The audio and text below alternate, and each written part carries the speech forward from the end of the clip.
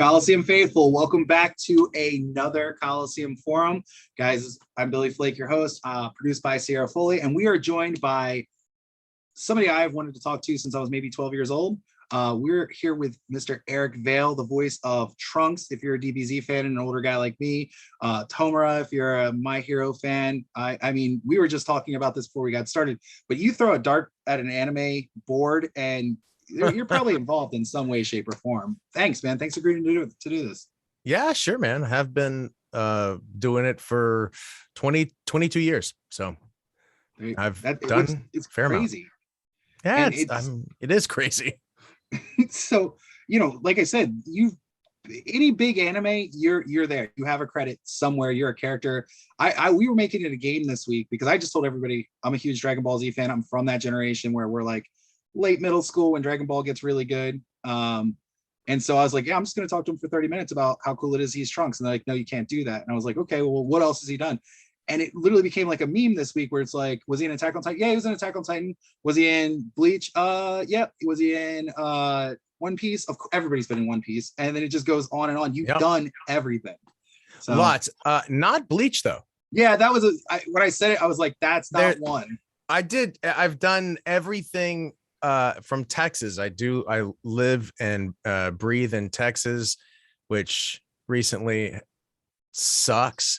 But no, I'm not out in California doing the California dubs. So no Naruto, no Bleach, but a lot of other things. Yeah. 22 basically years. Everything else. Yeah. There was the one, like when we were making that joke this week, if somebody had said Bleach, we had a bingo, right? But of course I wait until I get live on air to make it. So let me ask you this.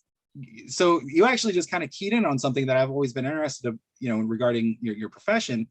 I know you work from Texas. I'm sure, with technology today, you can do a lot of your dubbing from home, but is there a difference between like what's coming out of Texas or like California studios?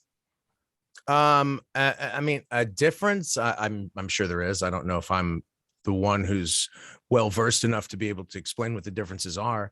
I know that plenty of actors in Texas or from Texas either moved to Los Angeles and are working studios out there. And now with everybody working at home, I know I've done some work for some studios out there during the pandemic from home.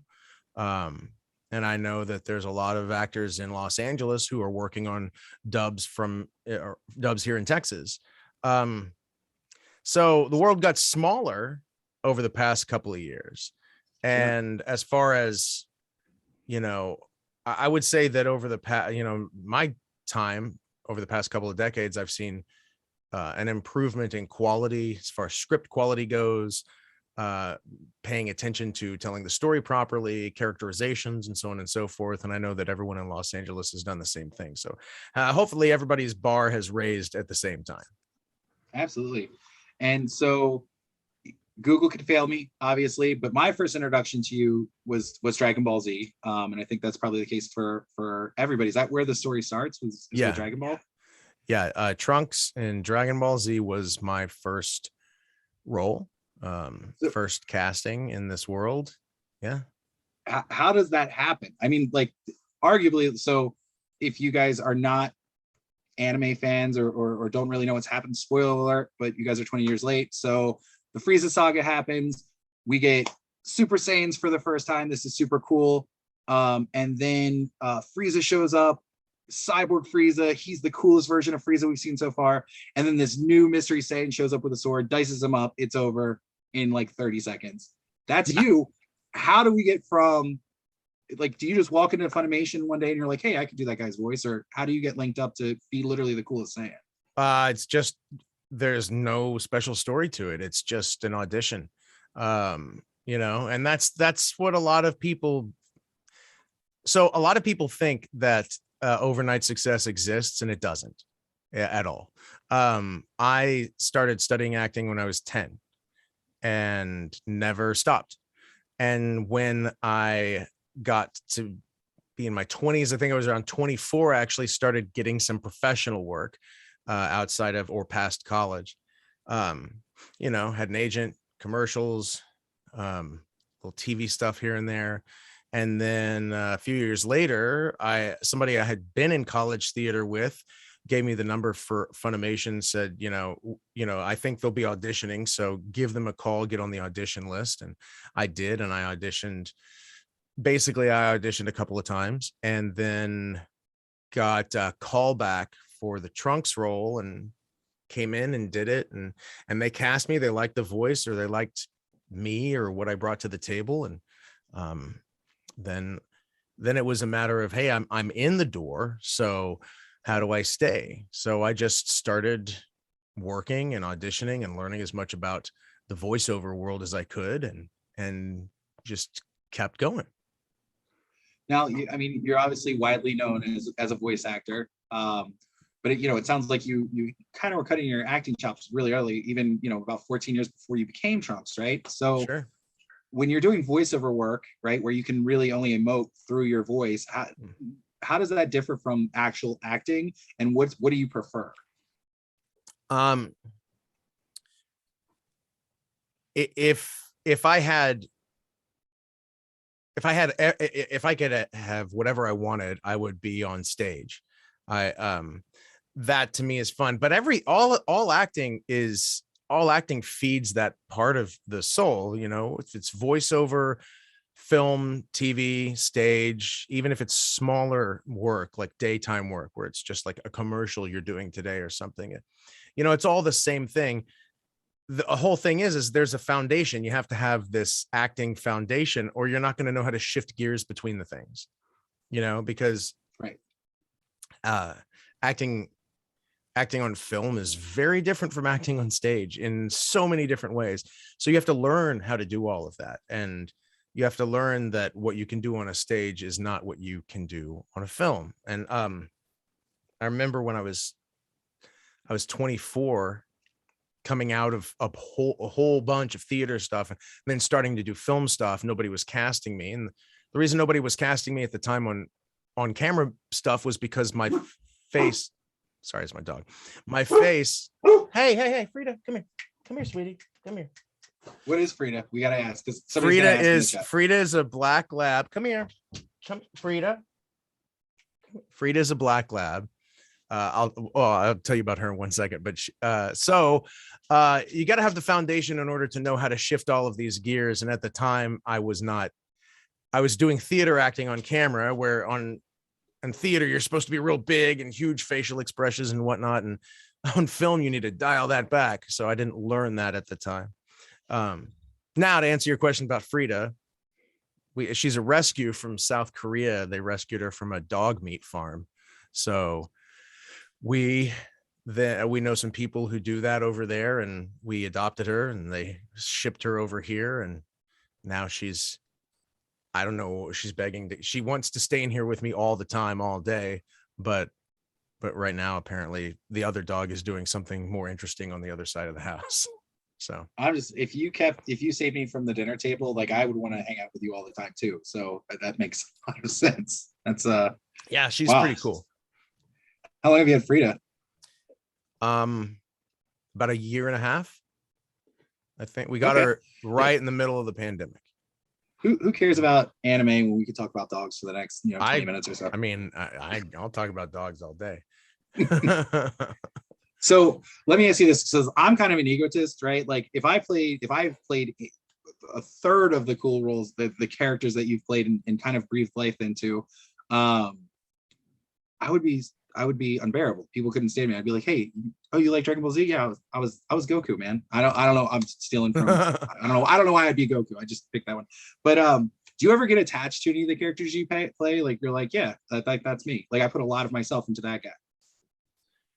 I think you kind of have to. I think I do put myself into the roles as much as the roles into me, and so when things happen that take away from that, it's a little disheartening, like a recasting sort of situation or something. It's like, oh man, I thought I did a good job there, but I guess they're going to do something else. But that's part of the business.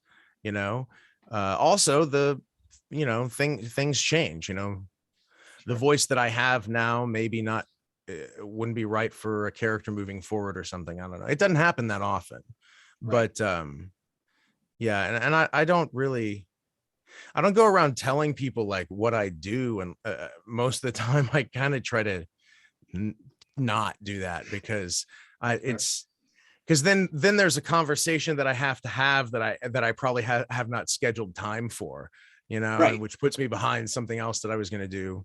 So yeah. Yeah, see, I couldn't, like, if I were you, I'd have a t-shirt that's like, I'm Eric Vale, and the back would just be my filmography. Like, I'd have to do that. Well, everybody at the studio made fun of me because when I was cast as Trunks, I had like when I was first cast as Trunks, I had this big Ford F-150 pickup truck. I loved it. It was one of my favorite vehicles I've ever had. And I went and I got a big Trunks sticker just of the character, and I put it on the back window. And then I would show up to the studio and they're like, "You're an idiot. Why are you doing that?" And I'm like, "I thought it was cool." And they're like, "It's not cool. You're stupid. Stop that." No, but it was mostly cool. Chris Sabat saying that to me, but Chris is that Goku or Vegeta? I always get him confused. Vegeta. There we go. Yeah.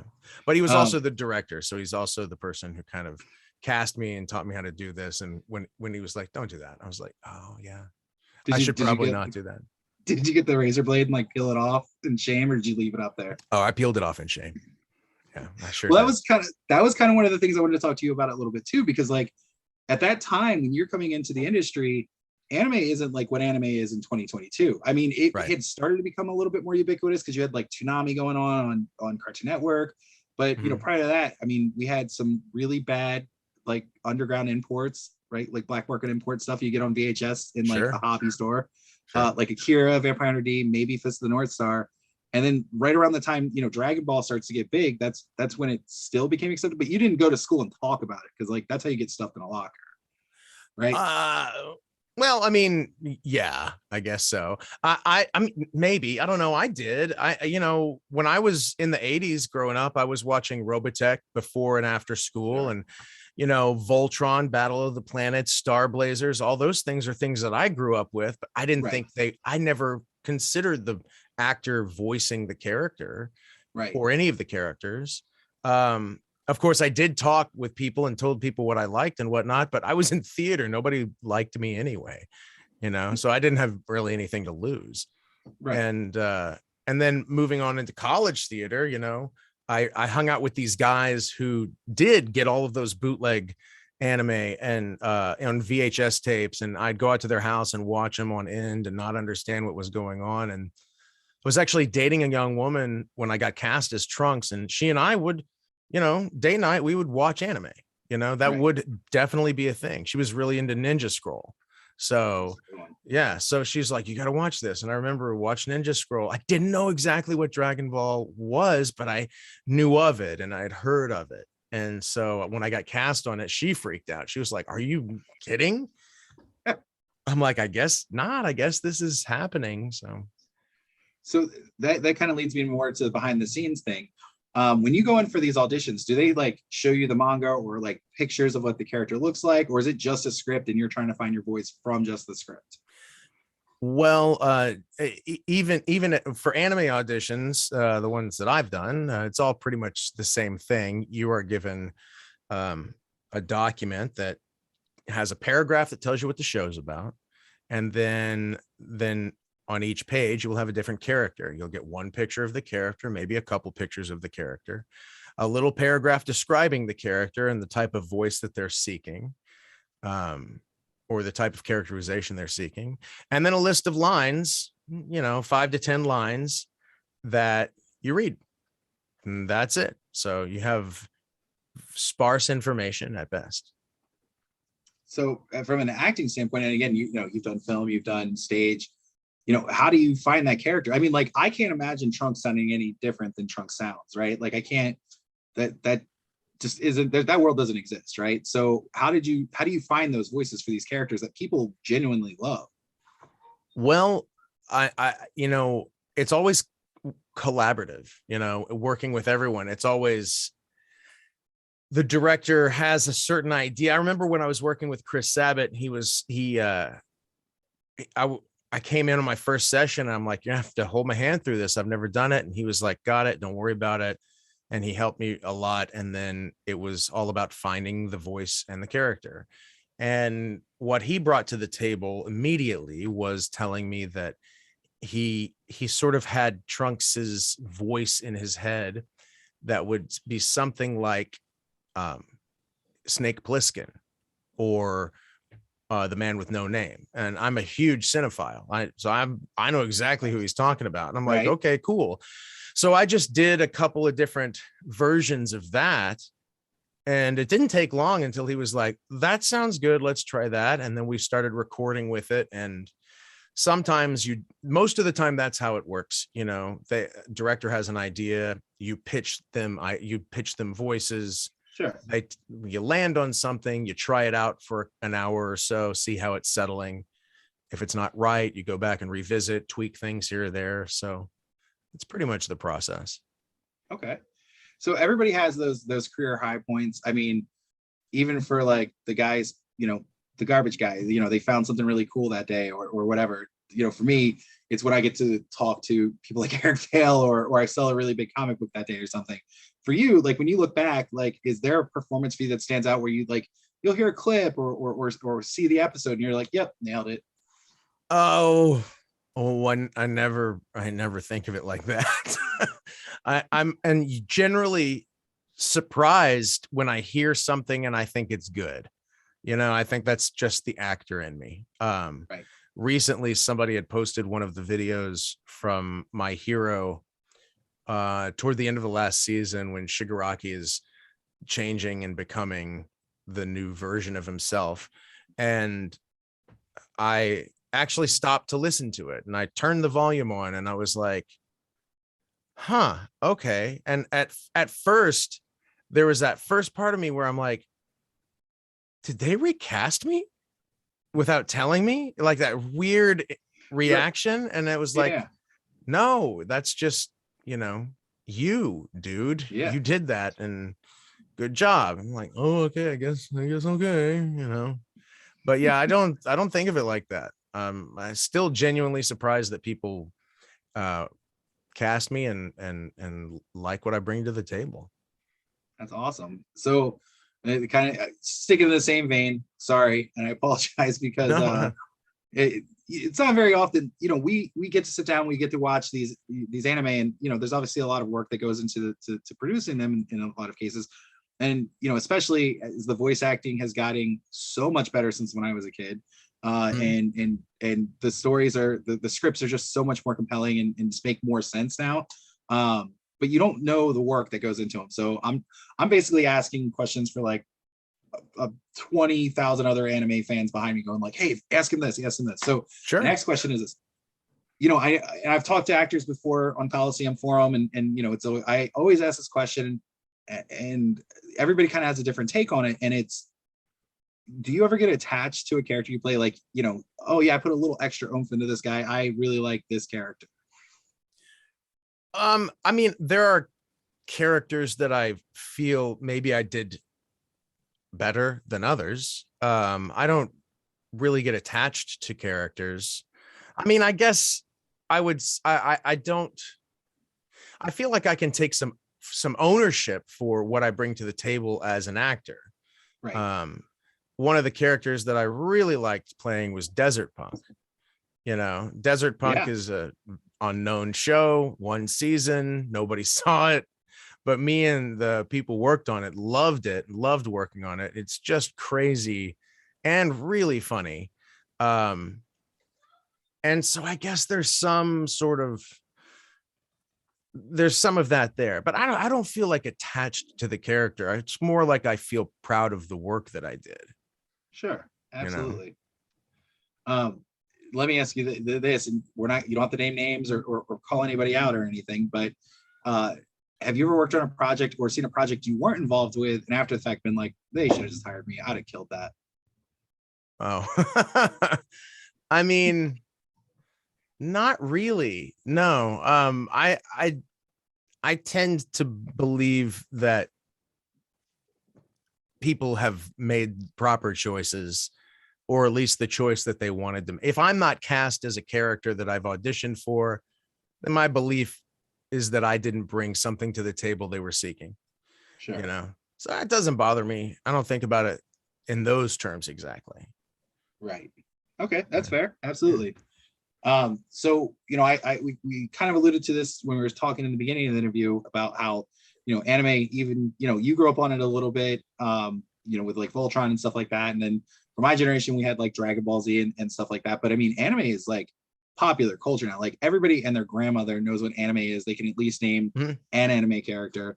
What do you think of like the culture now, where it's like, this weekend you're going to be at our road show here in Orlando, and there are going to be guys and gals lined up, a mile long, just to come in and say hi to you. Like, how have you seen it evolve in your 22 years in the industry? Well, I mean, it's evolved in a way that it's I would say like the first few years of voicing, everyone was surprised that we were popular and that we could go to a convention and sign autographs. Everyone's like, what? And then there was this weird talk that happened for many years in the middle of all of this, where everyone's like, oh, anime popularity is dying. Anime popularity is dying. And I kept hearing that a lot of times from other actors. But what I saw was a growing fandom, and now I go to these conventions, and I went to a convention a few years ago now, and we're all lined, all the celebrities are all lined up there, and I've got my booth and a long line of people, and it's really great. And then one of my favorite actors is on the other side, and I stopped everything at one point he had no line, and so I stopped everything at my booth and ran over there to meet him, because I'm like, I'm not gonna not meet him. Right. And I walked up, and he was super gracious and kind, and he was like, so you're the one with the long line over there, what do you do? And I told him, he's the older gentleman, and I told him, and he was like, anime, huh? Yeah, okay. And he was just kind of like getting on board with the fact that this is something that's really popular. Yeah. And the popularity grows. I mean, people really like this stuff. I mean, it's just like it's its own valid subgenre at this point. It's just like people who like horror movies, or people who like sci-fi or mystery. Anime is its own subgenre, and it brings a tremendous fan base, Absolutely. And it just keeps growing. It does. I mean, honestly, we're a comic book shop. I mean, it's in the name, Coliseum of Comics. And, obviously we do very well with that. We have 9 stores here in Florida. That being said, I mean, over just the 4 years that I've been here, manga has gotten more popular based on the backs of like a lot of the anime. Yeah. The statues, the statuettes, the figurines, stuff like that. You've got people's grandmothers like, hey, do you have this character from this? And it's like, why do you know? Oh, my grandson's a huge fan, or my granddaughter's a huge fan. Yeah. And it's become this huge market for us. Whereas, we were very comics focused. Now we are kind of reaching out and catering to this community, because it's just gotten so big. Yeah, it is. It's huge. I mean, just go to any convention where there are anime actors, and you can see like it's a big deal. What's the thing when you're at the nerd conventions, MegaCon, or even some of the smaller shows, you guys, the voice actors, you guys have lines that rival, any of the biggest nerd icons, because I mean, in your own right, you guys are as big as those people. And obviously as this gets more and more popular, even bigger. Well, I think that I don't know if it was conscious or what happened, but toward the beginning of my career, I was voicing Trunks 6 months before I went to my first convention. I had no idea what I was going to. And I go to the first convention, and it's explosive. There's thousands of people. There's a nonstop line for my autograph. And I'm like, what the hell is happening? So to see that grow from that point is just crazy to me. I don't know why. I didn't know who these voice actors were in Robotech. I know them personally now, Right. Yeah. But I didn't know who they were then, I didn't think about it. So whether or not it was intentional, I think somebody realized that you could use the voices and the voice actors to promote the shows, which Absolutely. is ultimately what all of this is, you Right. know. And of course, with the advent of social media, it just made it so much easier to find the voice actors that you like, but not just find the talent that you like, but now you can like or dislike the things about the actor themselves, you Right. know. And I think that that's kind of helped grow that fan base a lot over the past decade plus. So, you know, obviously you have experience with these conventions. You'll be at our road show, which I'm super excited to meet you. My brother lives up in New York. That's where we're from. And I like all week I've been, hey, you know, I'm hanging out with Trunks this weekend, right? Like I'm interviewing Trunks. So, what if you anything stands out? What's been your best fan interaction? Like somebody coming up and being like, hey man, check this out. Oh man, I have a lot of great fan interactions. There's a lot of, you know, some of the best ones that I've had are the ones where you have the incredibly shy kid or teenager who basically are kind of in the shell, in their own little world, all the time, and then they get in front of me and the parents or friends see that person open up, and it's like it feels like now they're in a place where they can talk to somebody who they know they can count on, identifies with them. And moments like those are the best. I'm the father of an autistic kid. She's 15 and you might hear her singing behind me. I don't know what she's doing, having the hugest party in the other room. But and so seeing a lot of people like her, all of these people who maybe are special needs or have difference, neurologically different in one way or another, or simply just shy, or have something that keeps them from connecting with the people around them, and watching them find something that allows them to open up, or something that they can hold on to and understand, has probably been the best thing. And I'd love to pick one, but there's fortunately been so many of those kinds of experiences. I don't know that I could pick just one. I think that's probably the best answer I've heard to that question. So thank you. Oh, yeah, sure. Eric, Yeah. I don't want to keep you too much longer because in just about 24 hours, you're gonna be in a plane here to Florida to meet the Coliseum faithful. Yeah, something. Well, no, not 24 hours. I'm I'm not bad at math. I also keep thinking it's Thursday. I know. Well, I am leaving, fingers crossed, Friday morning, but it is pouring ice out of the sky right now, and it's going to do that all through tomorrow. Right.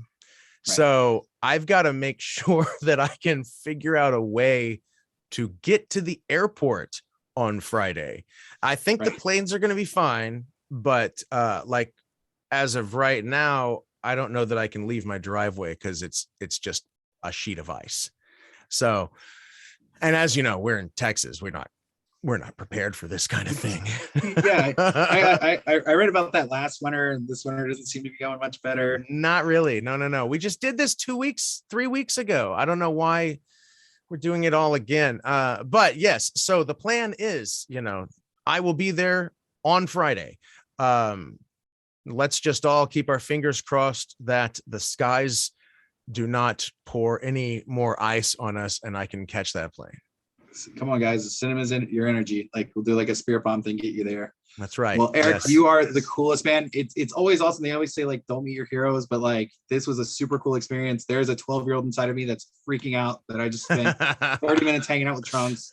But guys, if you are in the Central Florida area, doesn't even matter if you're in the Central Florida area, if you're in Florida in general or Georgia or anywhere around and you want to come down and meet the legendary Eric Vale this weekend at the Rosen Plaza in Orlando, Florida, we're going to be there Friday, Saturday, Sunday. We have thousands of comics available, thousands of trade paperbacks, Funko Pops, board games. And again, Eric Vale, like that's a selling point in its own right? I think so. Another Coliseum Comics Forum. Thank you so much for joining us, and we'll see you next time. See y'all Friday.